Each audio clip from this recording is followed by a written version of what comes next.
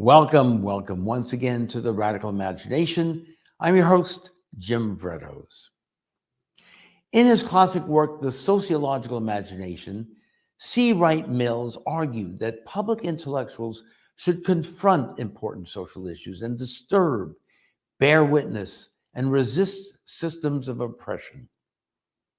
As educators, they needed to help us understand the role that values, power, and reasoned judgment play in developing a critical education.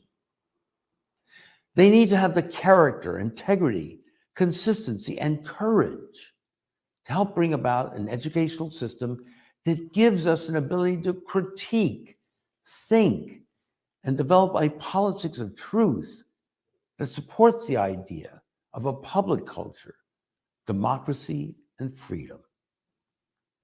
Writing in the 1950s and early 60s, Mills' words are even more relevant today in the face of an emerging fascism bent on banning books, waging war on trans people, and creating a patriotic education that would turn schools into white nationalistic indoctrination factories. We welcome back to the Radical Imagination Henry Giroux, one of the founding theorists of critical pedagogy. He's best known for his pioneering work in public pedagogy, cultural studies, youth studies, higher education, media studies, and critical theory. He's been named as one of the top 50 educational thinkers of the modern era. He's written more than 70 books and more than 500 papers, and currently holds the McMaster University Chair for Scholarship in the Public Interest and the Paulo Freire Distinguished Scholar in Critical Pedagogy.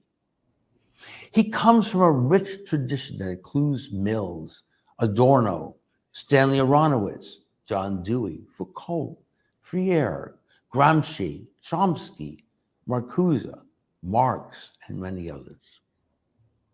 His work and wisdom as a public intellectual for over 5 decades represents the best of that tradition. We need it more than ever to help guide us in our age of tyranny. So thank you once again for being here, Henry. 5 decades, right? It seems like it was yesterday. But you've been in the battle and the struggle for a long time, as I have too, and we're just so glad you're here and to help us understand so much of what we need to understand that's going on today. So you and I both having Stanley Aronowitz as a mentor and friend. Absolutely. I have to tell you, if I can, I want to begin with a short story about public intellectuals and what they mean. At one point, I was a high school teacher and I was living next to Brown University, and I would endlessly go to lectures because I felt terribly inadequate as a working class kid, trying to figure out if I knew anything and what it was to know something. And there was these endless series of intellectuals who came to Brown to give talks, and I just really couldn't understand them. They seemed to be talking to themselves in a language that really seemed to be imported from some foreign land. It almost seemed like a foreign language to me. And then one day, Stanley Aronowitz came. And at that time, I didn't know him. And he got on the stage, and he commanded that stage with a sense of passion and commitment, and used a language that was both rigorous and edifying and poetic, and my life changed. I mean, and for the first time in my life, I saw a real public intellectual. Yeah. And I thought, in some fundamental way, this is what I wanted. In the future, this was my model. And after that, I saw Dick Gregory. Then I saw William Kunstler. And I think those three, for me, embodied something about the spirit of what it means to be a public intellectual, which is to not only lift ideas into the public, but to connect to the public in some fundamental way in which they can recognize themselves. And they can recognize the issues that you're talking about. And that language can in some way shake the foundations of common sense and allow people to think beyond the horizons of the given and act beyond the horizons. Yeah, no, absolutely. And I also knew Kunstler as well. And of course, Stanley. was that charismatic figure. And Dick Gregory, absolutely. Actually attended a alternative graduation back in, when was it, 1970, where he was the keynote speaker and so on. But yeah, these are the forces that we need these days. And you hit the nail on the head too. These people have the capacity to reach multiple audiences in a way that moves so many different people, diverse groups. And we need that so much today. It certainly is about the ideas, but getting it across and transmitting it and speaking to people at the levels that they can really truly take in. So yeah, we're on the same page on that. And I wish, I don't know, did you ever have a chance to listen to C. Wright Mills? I've listened. I've heard tapes. I know. Tape, right? Same here, right? Yeah, of course. Yeah. I mean, C. Wright Mills is a particularly influential figure for me because he did something that a lot of people didn't do. He understood the fact that education was not about schooling. He understood something that even many people on the left today still don't get. And that if you really want to talk about education, you've got to talk about these apparatuses that are teaching machines and basically are connected to finance capital, concentrations of wealth and power, and that they exhibit an enormous amount of information and influence and distribute these ideas in a way that often reinforce the most regressive and reactionary notions of what it means to be alive, what it means to be a citizen, and what it means to not live in a democracy. So Mills was always very comforting to me. And of course, his work on public intellectuals was also interesting, but he connected the notion of what a public intellectual was, as Gramsci and others and many people have, to the institutions that give them to support. And as Chomsky often did, also, and to the social movements that they need to be a part of. I mean, I don't romanticize the notion of public intellectual. I don't see the public intellectual as some isolated figure, struggling in his or her study, which is like a monkish cave, and producing ideas that, churn out the possibility for humanity redefining itself. Right. I think public intellectuals are established within a whole set of interconnections that are institutional, political, historical, relational. And it's in those interconnections that something magical begins to happen in terms of how people can share ideas, use them, and in some way articulate the question of what is being understood to the question of power and to the question of social change. A public intellectual who doesn't understand that learning has to be linked in some way to social change has missed it, has really missed the boat. I mean, even the right understands this in a profoundly significant way. I mean, ever since the Powell memo, as you know, of 1971, where they said, hey, look, we need a counter-revolution against the 60s, and we need to take the world of ideas seriously. We need to build our own intellectuals. And they did. They developed anti-public intellectuals. Yeah. That's what they developed. And it seems to me we now live in a world where public intellectuals are now challenged by another kind of intellectual who's against the common good, against the social contract, against social justice, and basically paves the way for fascism. Absolutely. And pushing back, we don't have the strength and vitality on the left, on the progressive left. And that's what you've been really writing about very recently too, in some of the articles we want to go over today. And again, just the influence that Mills, again, had very much on me, and my own mentor, Richard Cloward, is profound. To have that sociological imagination, to go beyond people's personal troubles and to make sure they understand, or get them to understand, that they're part of a larger structural foundation that they're attempting to survive in.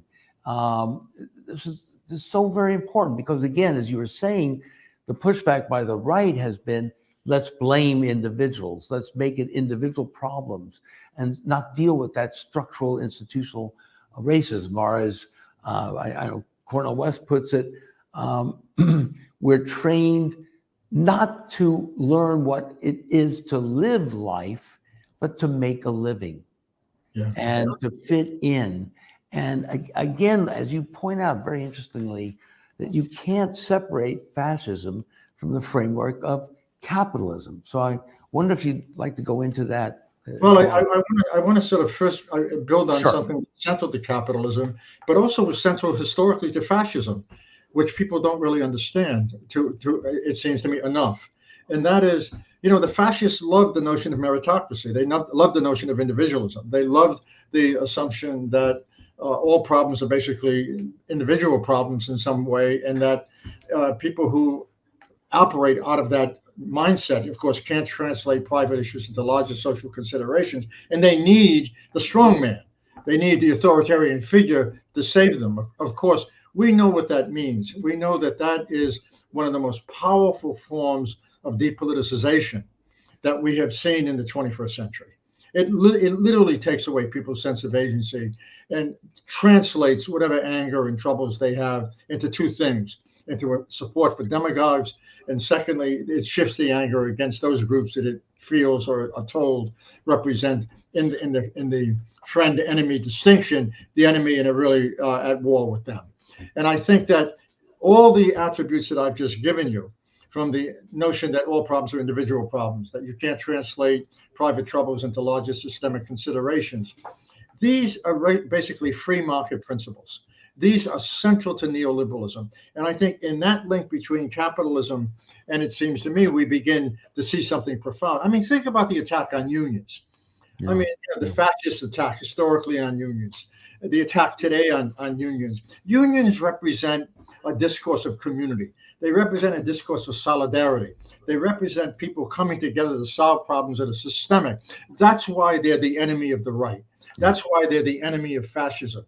And I think the second part of that link, Jim, that you're referring to that needs to be mentioned is, neoliberalism has exhausted itself. It can't defend itself anymore in the midst of this rabid inequality. It can't do it. It doesn't provide social mobility. It doesn't lift people up by their boots, so to speak. It doesn't expand the common good so at least people are not suffering. Everything is worse. It's a militarized logic that believes that the government should only be there to serve financial interests, and everything else is nonsense. It has no sense of social responsibility. So it is now turned somewhere else. It doesn't want to defend itself anymore because it can't. So now it turns to fascism. Now it blames blacks. It blames Muslims. It blames all those groups that basically fascists embrace as the enemy to be eliminated. This is an eliminationist concept that operates now to defend the market, that translates the fear of poverty, the fear of the common, of not embracing the common good, the fear of deprivation and immiseration, into the fear of the other. This is about the politics of disposability, and that's where we are now. Yeah. And in one of the recent articles, again, you've quoted Freud. Interesting quote here: equating of freedom with a brutalizing education and a retrogression into all but prehistoric barbarism. Yeah.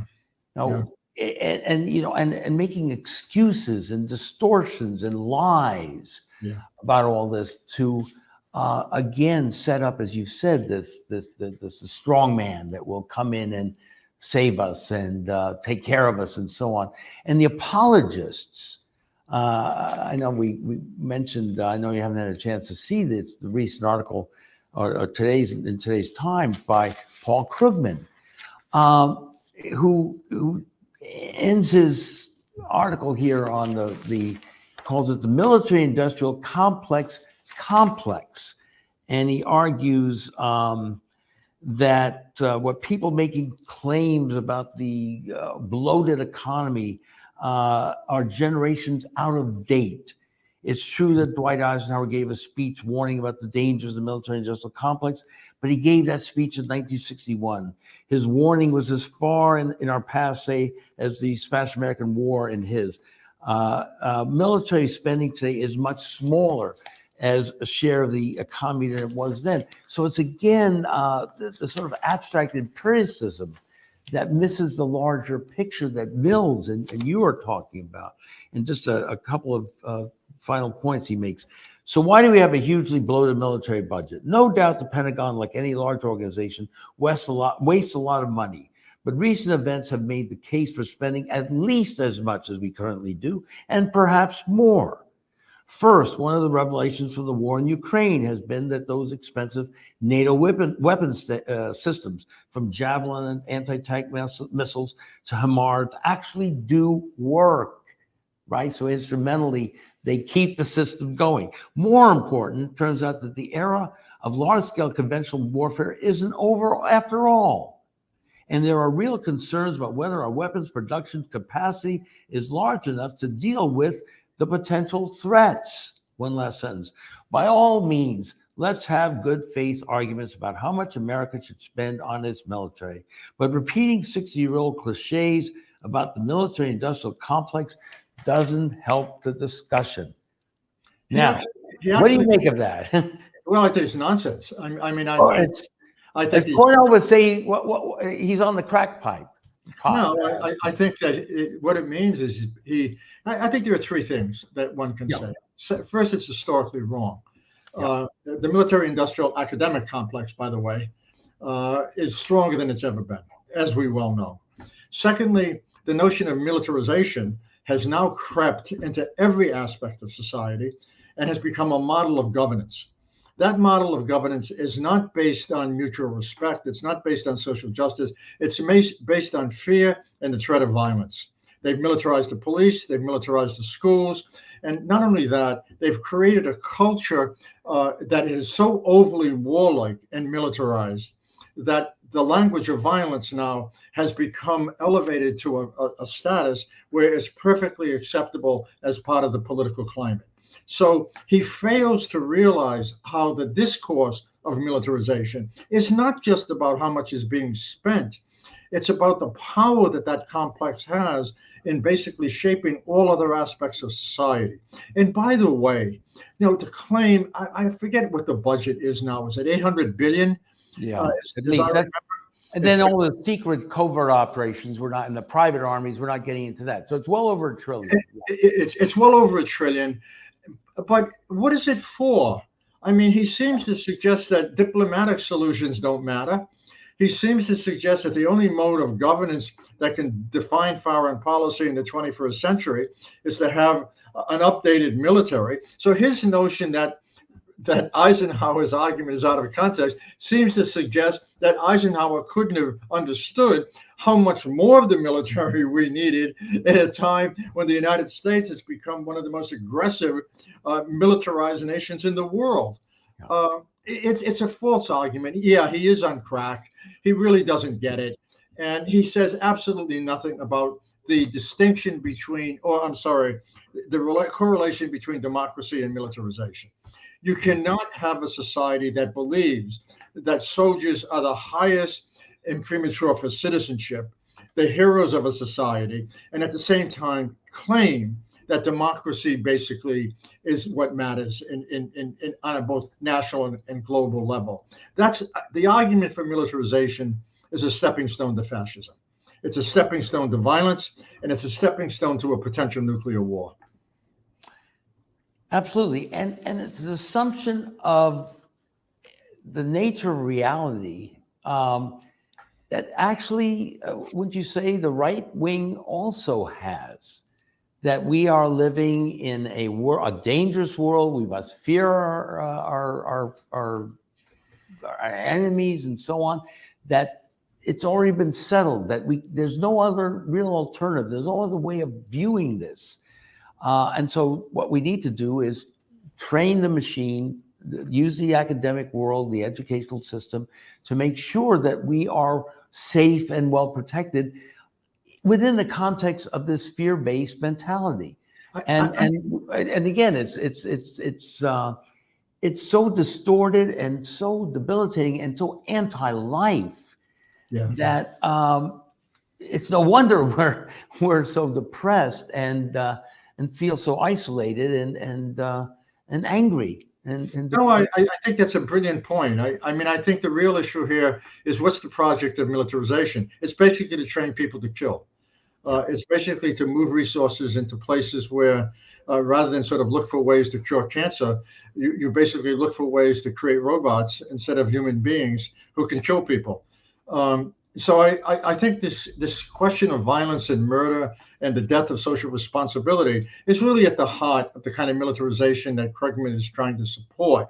And he does it by so denigrating what, in fact, was an important moral political moment from Eisenhower, who basically saw the power and the influence that the military and the defense industries, which we haven't mentioned.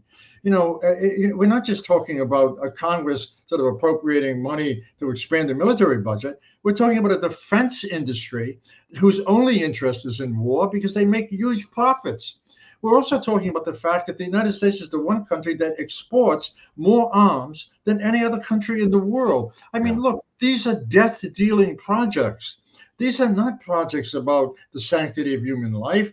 These are not projects about social justice. These are not projects about prioritizing diplomacy over war. I mean, this is a machinery of social, political, and literal death.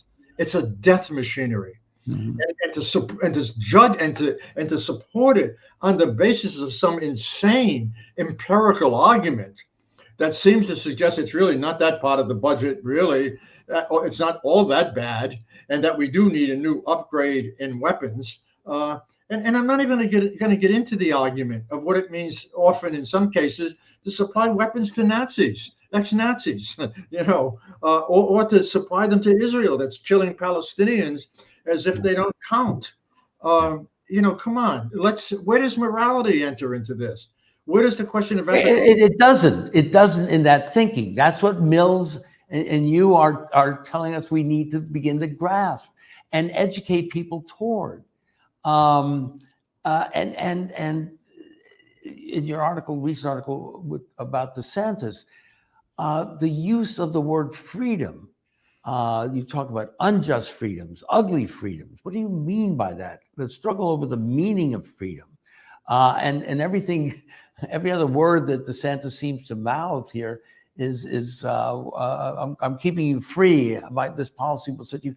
So it's all distorted. It's all Alice in Wonderland here, upside down worlds, and so please go into that a little bit. Well, I think that first of all, let's be clear that language matters.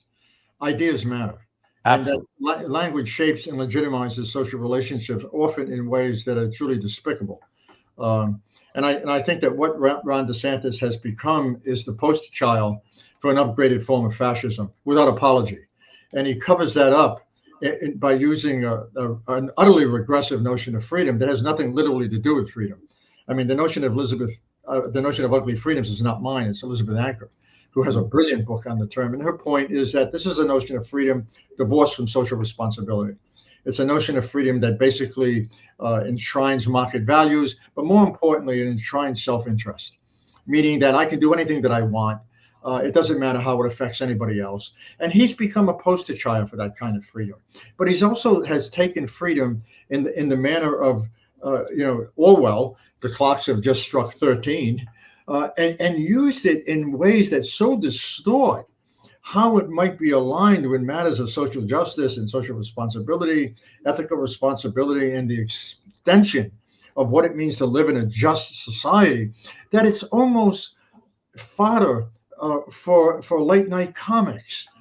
I mean, in the name of freedom, he bans books. Yeah. In the name of freedom, he criticizes governments and punishes governments like corporations like Disney that don't agree with his attack on LGBTQ people. I mean, he shuts down courses he shuts down groups currently, as you know, who are supporting Palestinian interests on the grounds that they're terrorists, and claims it's about freedom, academic freedom. He destroys tenure. It just goes on and on. I mean, and historical memories of Black people and so on.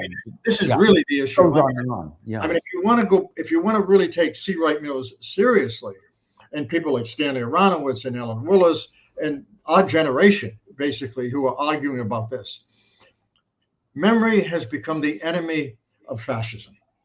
Mm-hmm. And I think that his attempt to sort of purge the curriculum of any reference, and are you ready for this, that makes students uncomfortable as if that's the basis for a critical education or any education. I want to make students uncomfortable.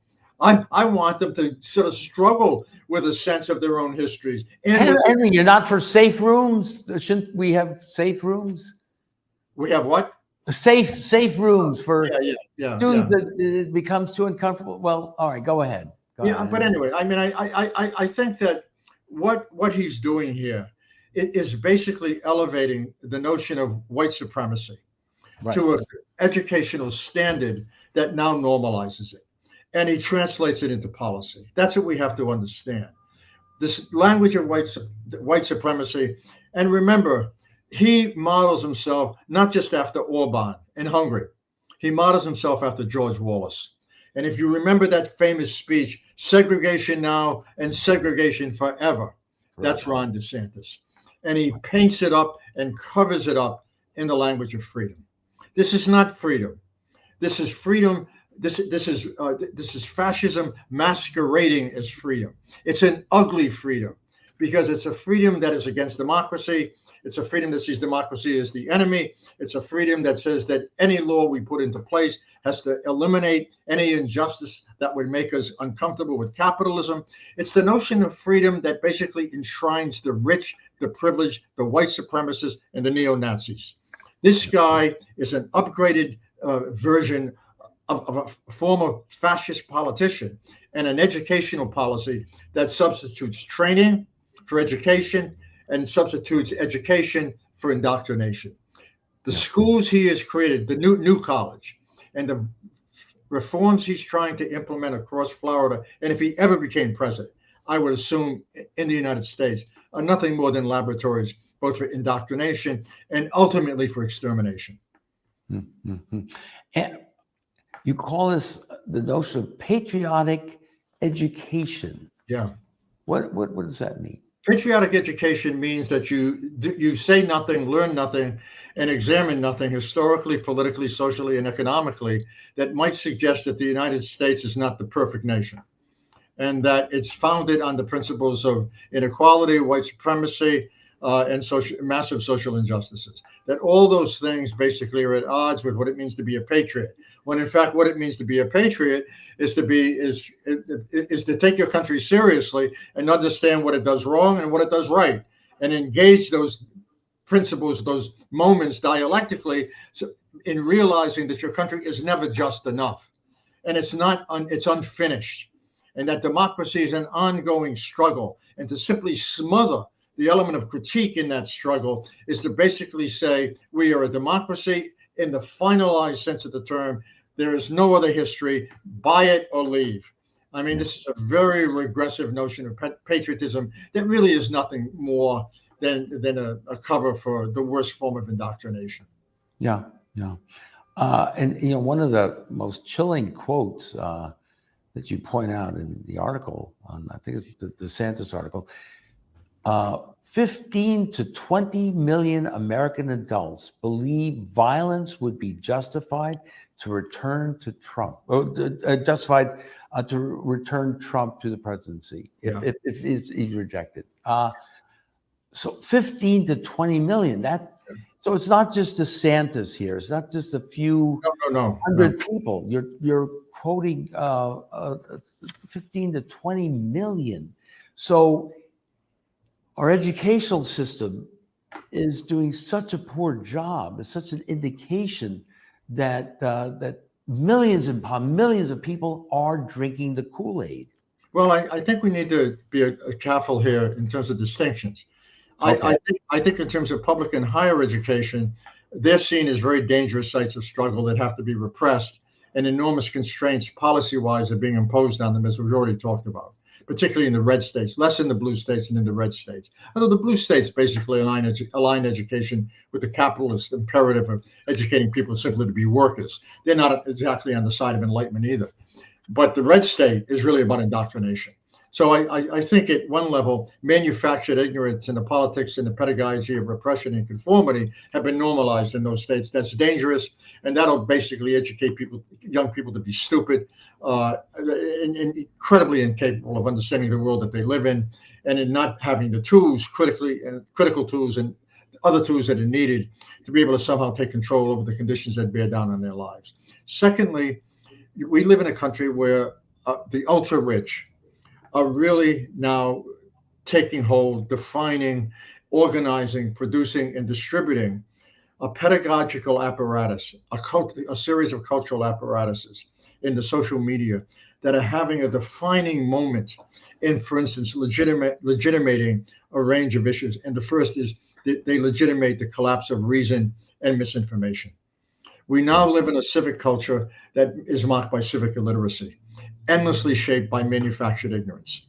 This is produced and constructed, and it's constructed by an ensemble of billionaires who basically control these apparatuses and are now the most powerful educational force, if not simply in the United States, I would say globally.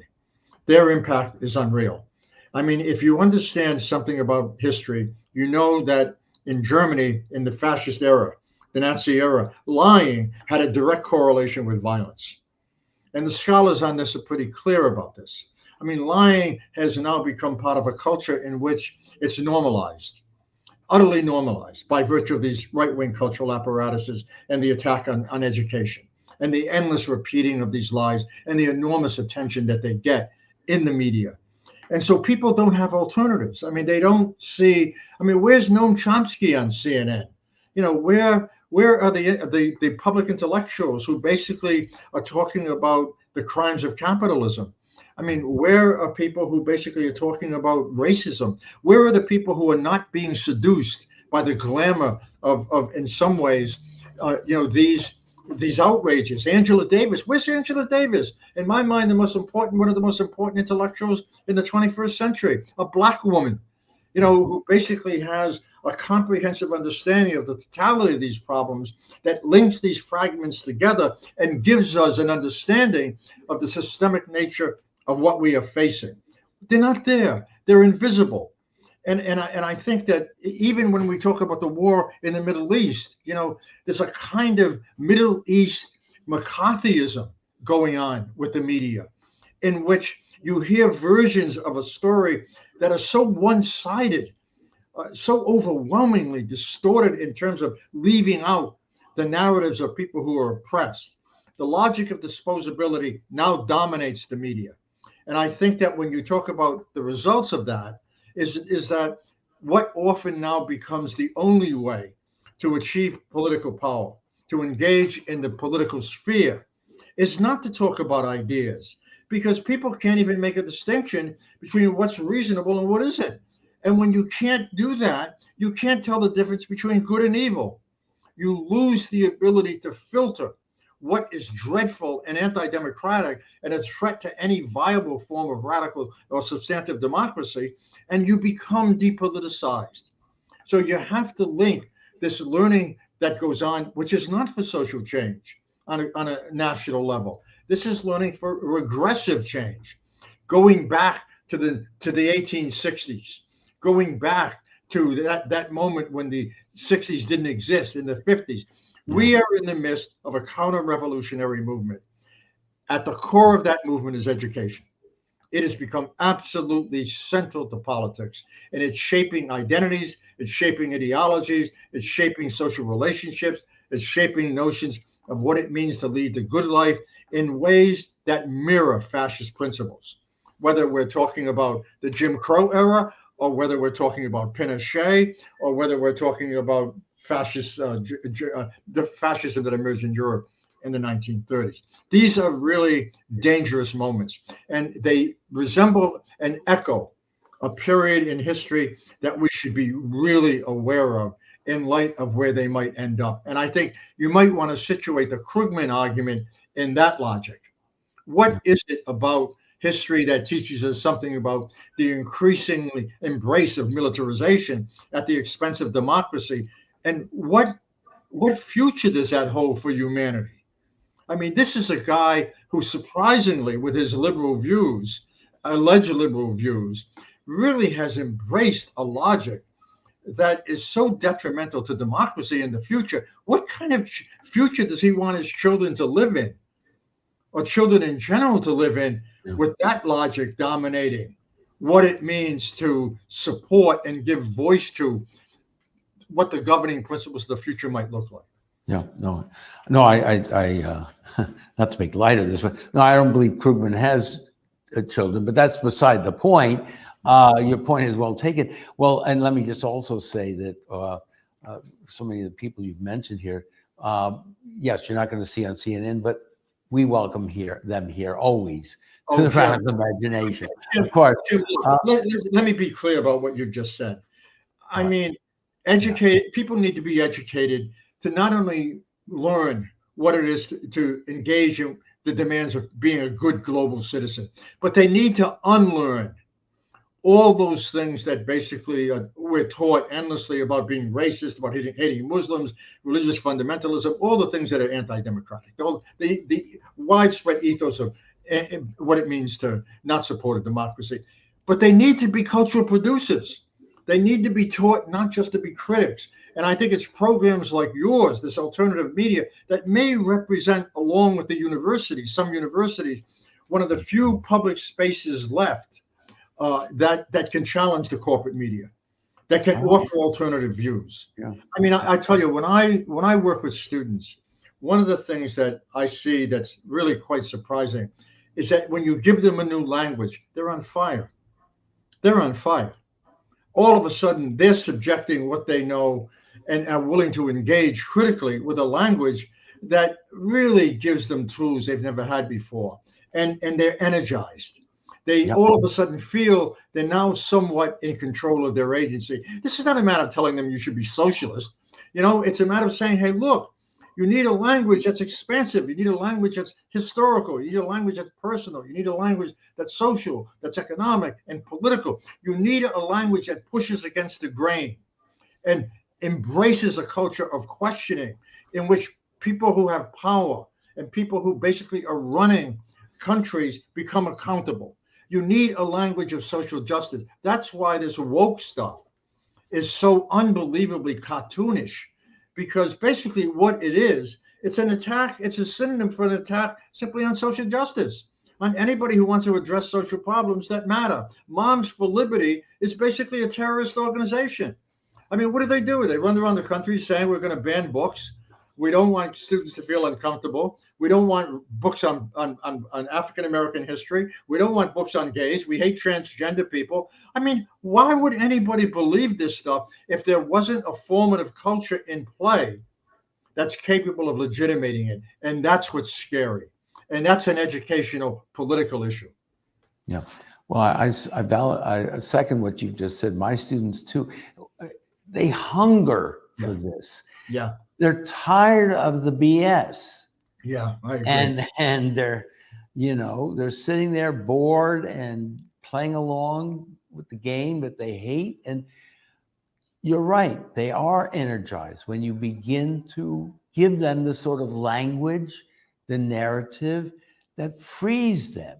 This is what really, I guess the ancient Greeks called it paideia, excellence in education, which is all about being able to critique and live a well-rounded life, and to use your mind to change the world and to know yourself more, and so on.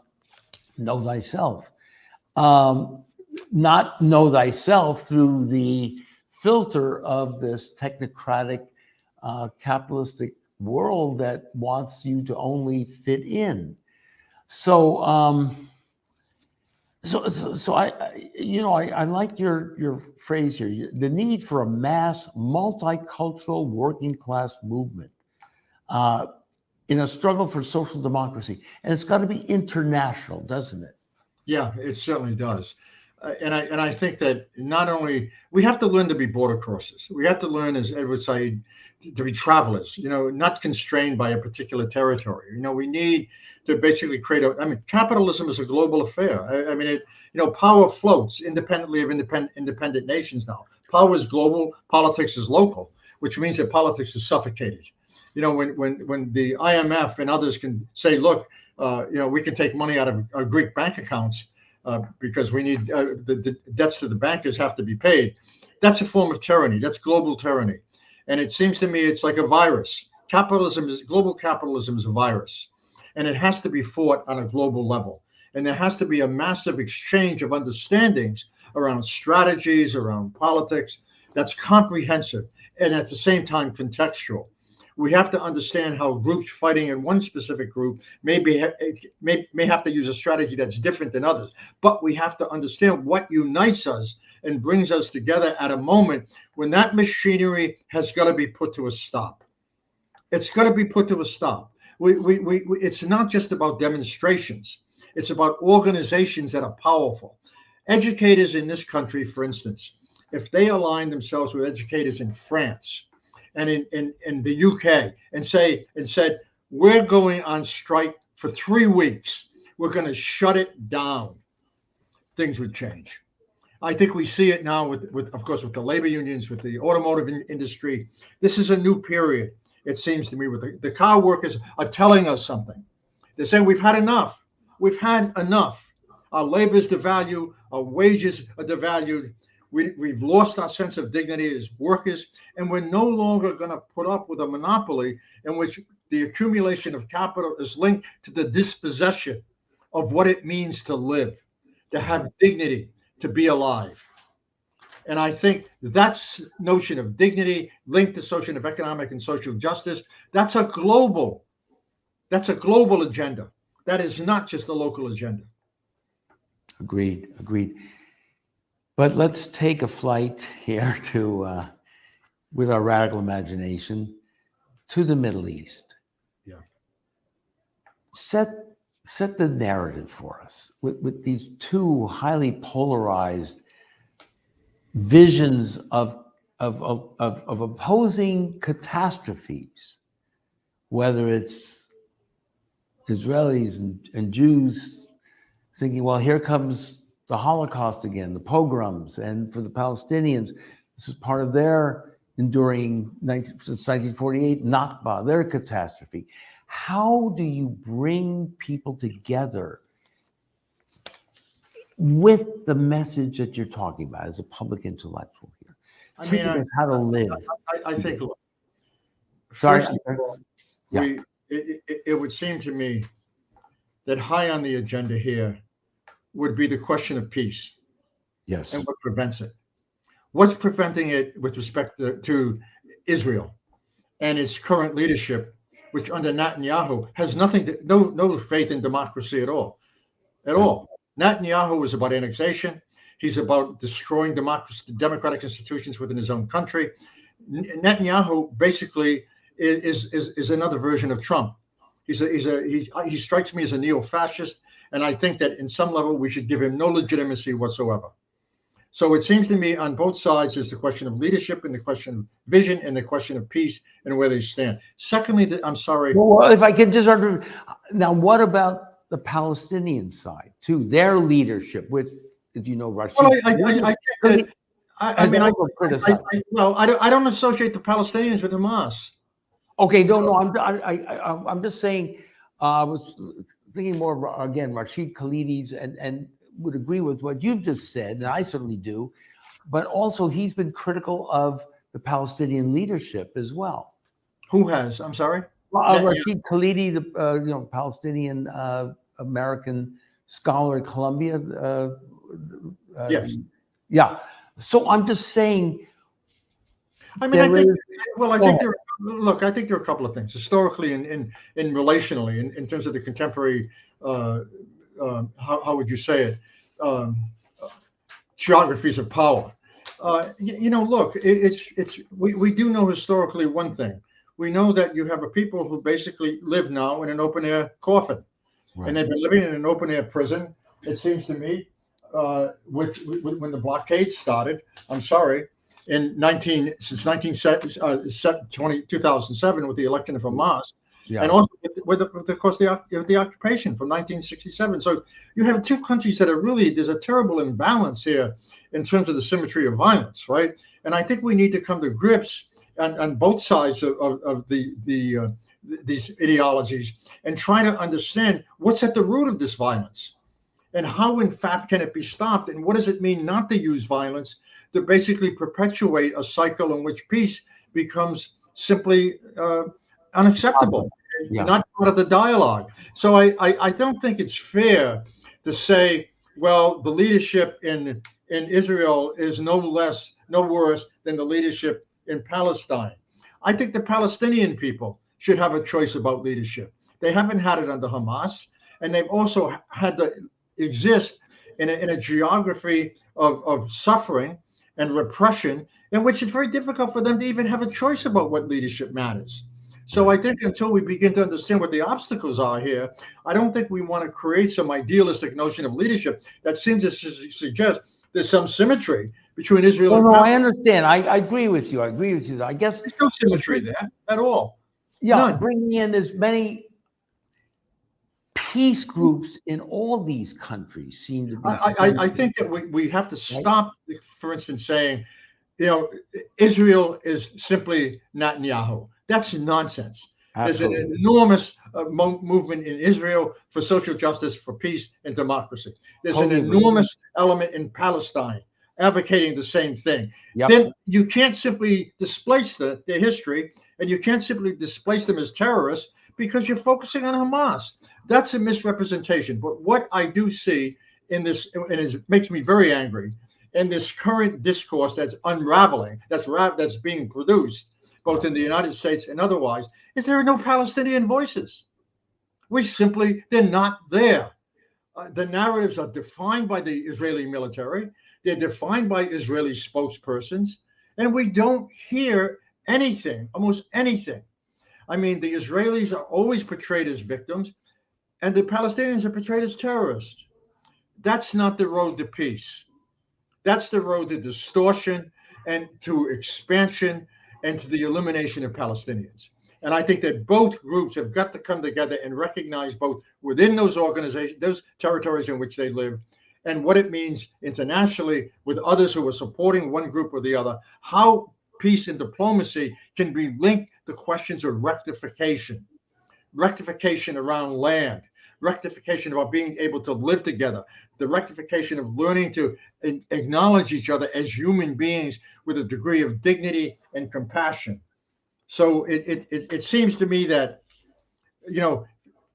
a free Palestine will lead to peace, and we need to put that on the agenda.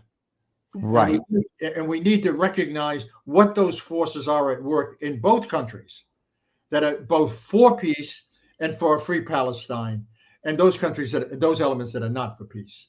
Look, you've read the literature. Netanyahu supported Hamas. Yeah, I know. Hamas funded, yes. He funded Hamas. Yeah. So let's be real here about what we're dealing with.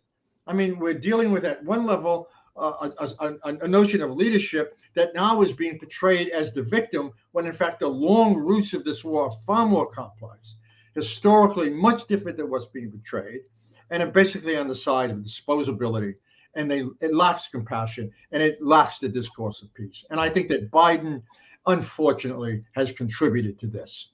Yeah. You really stop funding the military in Israel. Stop funding it. Force these people to get together, force a leadership together, and really talk legitimacy about what it means to have. Let me ask you, I may have the figures somewhere. I believe we send $3 billion to Egypt as well. We fund militaries in Saudi Arabia and so on, all over that area. So is it ending the funding for all these countries? Look, you can't be on the side of democracy, right, and at the same time fund dictatorships that repress their people. It doesn't work. Exactly. I'm sorry. That's not just a contradiction. That's the normalization of a lie. And the lie is we're not a democracy. Right. And we're protecting a lot. Right. Absolutely. And so the organic leadership will come once the freedom comes, in a sense. I think the organic leadership will emerge out of social movements that build institutions. Right. That bring people together to be able to talk in ways to translate what they come up with into social movements that basically are global and will fight for justice and for peace. Right. In Israel, in Palestine, and in Yemen, and in Saudi Arabia, and in Iran, and in other places where peace is basically viewed as a threat to their power. Peace does not have a lot of currency in dictatorships. Absolutely. And it doesn't have a lot of currency for demagogues. That's the last thing that they want. And I think I think that Krugman and his really silly article on militarization should think about that. Yeah. No, that's a profound point you're making here. Again, democracy is the enemy of fascism, and the great majority of people around the world, we're basically want the same things. Right? Jim, it's not just the enemy of democracy, it's the enemy of solidarity. It's the enemy of social justice. It's the enemy of intimate relationships being supported through the logic of dignity, compassion, and care. I mean, what these dictatorships hate is any notion of solidarity that points to the possibility of a social contract that respects human life. These are not narratives that respect human life. When you create a narrative in a powerful institution like the New York Times, and you say that militarization isn't that bad, you're not exactly on the side of justice. You're not exactly on the side of Democrats. You're really on the side of demagogues and war machines. That's shocking. But I think it tells you to some degree how degenerate liberal democracy has become, and how bad faith is now the organizing principle of liberalism. Right. And the other alternative, of course, I think is DeSantis and Trump, electoral politics. So we're in this bind of whether we want to have someone, let's say like a Trump, who's more inclined to, and DeSantis, talk about a civil war, which of course is a disaster, versus the catastrophe, the greater probability of having a nuclear confrontation under the neoliberals and the Krugmans of the world, the Bidens.